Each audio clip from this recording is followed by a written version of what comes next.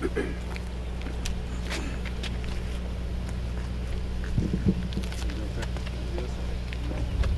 afternoon. We appreciate you coming here. We know there was a little change of venue here. I'm Dr. Stern. I'm the Chief Medical Examiner for Webb County. Just going to brief you very quickly on what's happened so far, and then the county judge will be addressing you, and then we'll open it up for questions. Yesterday we were called to the scene of a horrific bus crash on 83 North. One bus involved. The bus did turn on its side, and several people were ejected or came out of the vehicle. My office recovered 7 individuals on scene, and I later recovered 1 patient from Doctor's Hospital. As of right now, I have positively ID'd all 8 individuals, and all their families have been notified.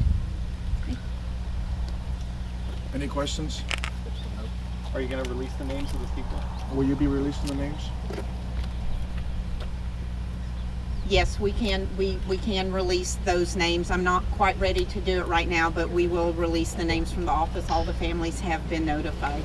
How can we get in touch to get that from you? Call the office? Why don't you call my office about 4:30 this afternoon, and we'll release the names, the genders, and the ages. Do you have a rough estimate or a range of the ages? So most of my patients are in their 50s and 60s, and I believe my oldest one is 83 years old. What kind of injuries did they sustain? I have not completed all the exams, so I'm not prepared to answer that question at this time. Is this one of the worst accidents in terms of loss of life that you've seen in this area?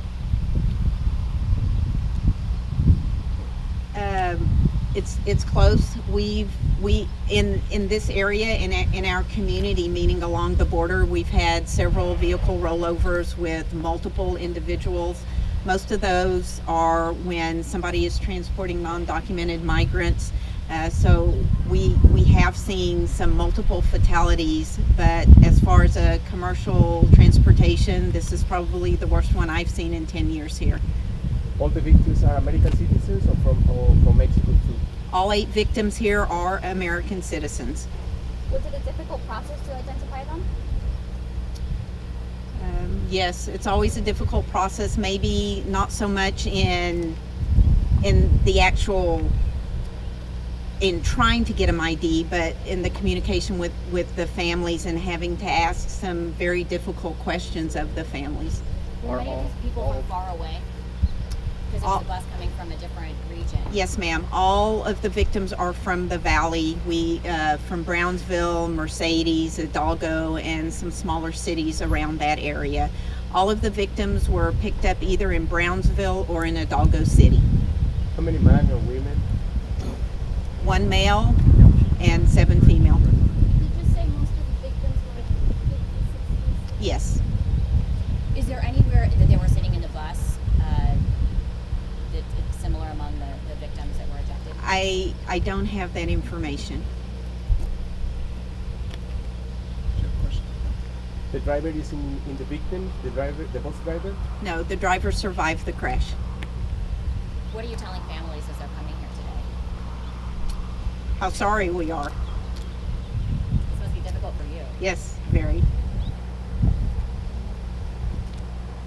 Now, I know that you said some of them, they can't go too much into detail as to their injuries, but those that did pass away, were they maybe in a particular area in the bus that was more dangerous?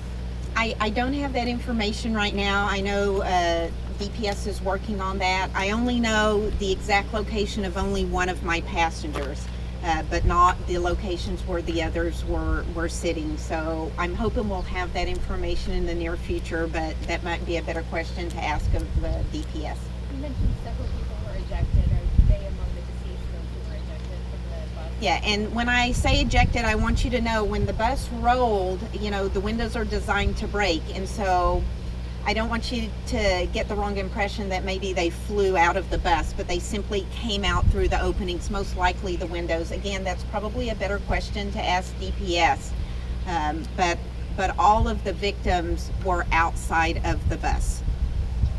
All of the deceased victims. All of the deceased victims. Talk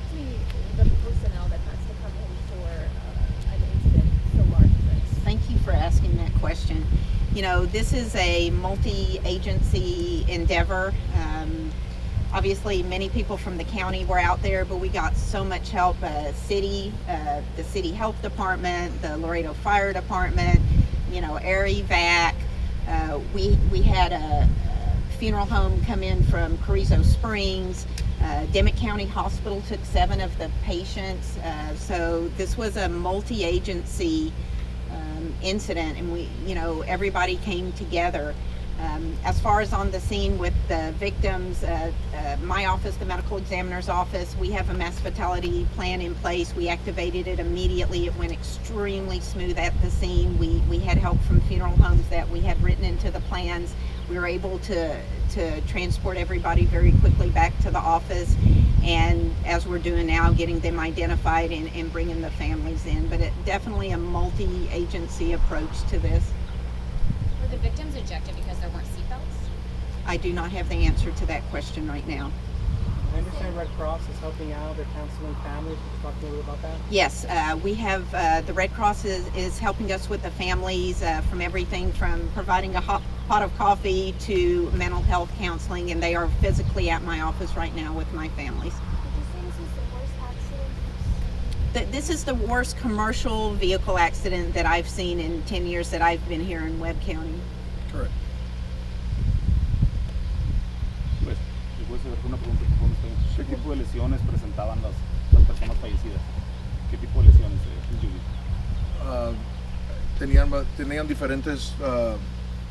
Tenían diferentes, pero ahorita no puede comentar en todo lo que estaba pasando, pero sí, mucha de la gente sí tuvieron bastantes Traumatismos, traumatismos. craneanos. Exactamente.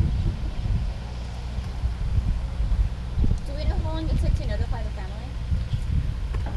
Most of my families actually came here to Laredo. They traveled from the valley and they actually came to my office. Some of the notifications, we typically do not like to make notifications over the phone, but the couple families that we did do that with, they did ask us if we were able to identify them to use that route, and we did. But we actually have Red Cross helping our families in those areas where they're from as well. When were you able to identify the last person? 5 minutes before I started speaking with you. You mentioned that that you all had a plan in place, that it was executed well. Do you feel that you learned anything on how maybe to make improvements on any possible, Oh, accidents? absolutely. There's always room for improvement, always. And yes, absolutely. You know, when we're finished, we're still in the middle of this. You have to understand. I still have to complete my exams on all these patients. We have to get them back to their families. And then we'll sit down, and I'm sure the judge will address this here in a minute, but you know, we'll sit down as a community, as the county, and we'll look very closely at everything and see where there's room for improvement, things that we did very, very well, and things that we think, well, maybe we can do that better next time. But we definitely will look back on this and just continue to get better. But I have to tell you, I'm just so pleased with my office and my staff. They were just really well trained, and everybody came together for this. How many people in your office were working with you? My total office staff is 8, and I have almost all of that staff here. Plus, written into our plan is to get assistance from the local funeral directors, so we have several of those that came in to help.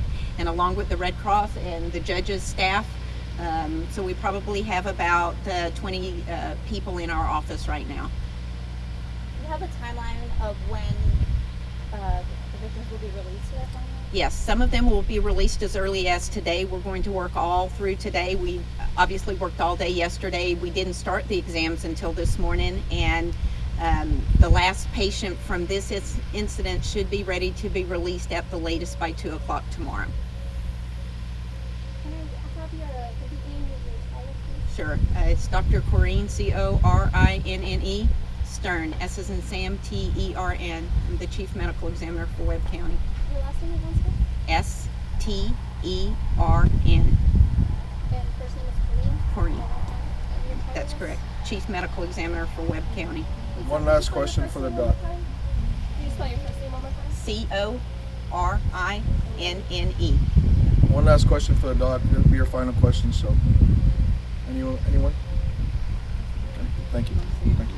Any questions as far as Anything else? Judge, it's not the first rollover on a county road that's affected a lot of people, and I don't know if the county really has much they can do about this kind of thing. But I mean, as a judge, When you say county road, you're talking about an interstate road, correct? Well, I mean, it was like Interstate 83. So. 83, yeah. Oh, 83. It was a a tragic accident that obviously couldn't have been avoided. I mean, the situation happened. We don't have all full details on exactly what happened. I know it was a one car, one bus, and it wasn't a two bus or two vehicle situation. It was one. But I know that it was slick. I know it was raining, so we'll get better details here before long. About that road, now, I mean, it's in that area. It's just like 2 lanes, one northbound, one southbound. Correct. Does this kind of an incident make you guys reevaluate whether funds are needed for extended projects in these areas? Because if you drive by there, you'll see that a lot of drivers get impatient and they start going around, into lanes up on the opposite side, and that could. Well, and that's a good question, and I know TxDOT has addressed that question quite a bit. And in the last year or two, they've actually made passing lanes, and I know because I live out there. So they've actually made some passing lanes that will be able to help out with instead of being 2. So if people get impatient or whatnot, they could actually have some passing lanes. So good question, but it's getting addressed. Yes. Can I ask something? Yes. Among the victims, were there any Hispanics or Are they all how many Hispanics were there? Hispanics as far as Latinos. Latinos, puro Latinos from the United States or from Mexico or Mexican Americans maybe? I think as of what we know, I believe the deceased they were all Latinos. Yes. Can you describe your role in this investigation? Can I describe my role? Well, very much so. I am, first of all, the county judge, and I am the first emergency response asked for the county. So when Dr. Stern called me last night at 10:30, it was a question that was just asked. As a matter of fact, a little while ago, what can we do better? It was a good question to be asked because as far as the county judge is concerned, we automatically bring out the emergency response team. And but we did. Well, at 10:30, I started making some phone calls, and she needed some help, and we're here to serve her early this morning and help out in any capacity that we can. So I know that I've gotten called. I'm working very closely with TxDOT and with Dr. Stern and whatever they need. I'm sorry, I said the TxDOT. I'm sorry, DPS. I apologize. Did you go out to the scene? No, I did not go down to the scene. I live there. I live about 15 miles away from there. I live on Highway 83 North, and at that point in time, I could not make it out to the scene, unfortunately. But no, I did not. Sir, do you speak Spanish? Yes. Could you say to me what you just did, but just in Spanish? Había latinos entre los muertos, ¿me puede decir? Se me hace que sí. De todos, se me hace que los que se murieron, los que fallecieron, se me hace que eran todos latinos. Pues, ¿qué saben hasta el momento de cómo ocurrió el accidente? Lo poco que saben. Ahorita lo que sabemos, todavía están abajo, lo están investigando.